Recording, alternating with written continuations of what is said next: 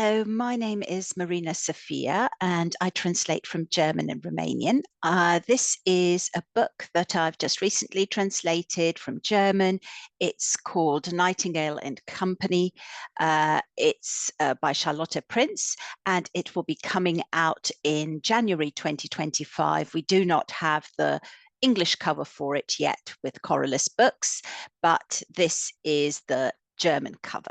It is set in Berlin in 1961, in the summer that the Berlin Wall is being built.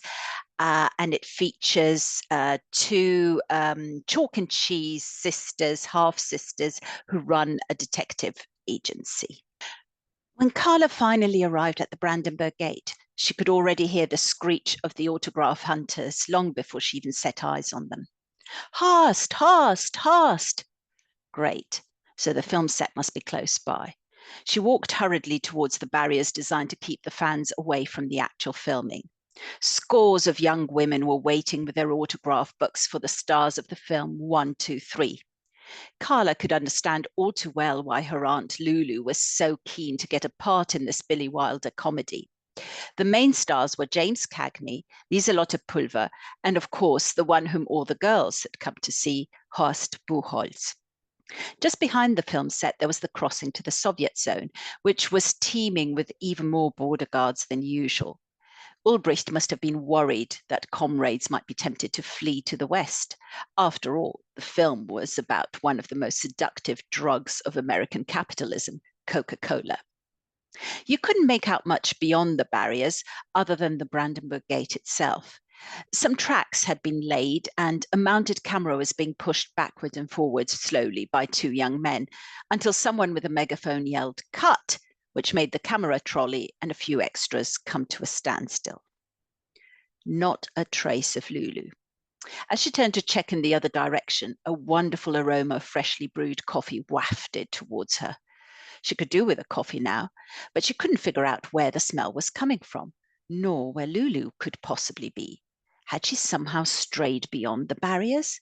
She'd said on the phone that the police had arrested her, but there was no sign of police anywhere, just the private security on set and the border guards at the Brandenburg Gate who looked grey and frozen like tin soldiers.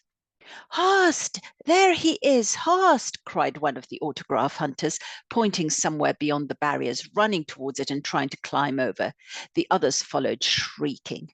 Carla shielded her eyes with her hand and watched them. Indeed, it was Horst Buchholz heading towards one of two stalls, which Carla had not hitherto spotted. Lieselotte Pulver was standing in front of one of them, taking a cup from a woman in a white apron.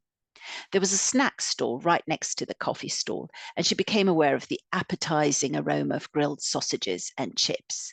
Her stomach started to rumble. Where was this aunt of hers? She claimed she'd be carted away by the police if Carla didn't come to back her up in the great fib she'd told them. But there were no police around. Or did she mean the border guards? That would make sense, because surely it was a grave error to wander so close to the border with an air rifle. Carla walked up to one of the guards standing at the cordoned-off entrance to the film set. She was confident that, dressed as she was in a sober little suit, she did not resemble any of the autograph hunters. "Excuse me, have you seen any police officers around here? What do you want with them?" This guard was obviously bored and looked forward to a bit of disruption to his routine. He tapped his burly chest, grinning. His chest looked particularly fine in the dark blue uniform. "Ain't I ace enough for you?" "Oh, no, none as ace as you." Carla wasn't even lying, for the man was very attractive, his eyes full of mischief. "But they've got something you don't have." "Impossible." He scrutinized her more closely and raised an approving eyebrow.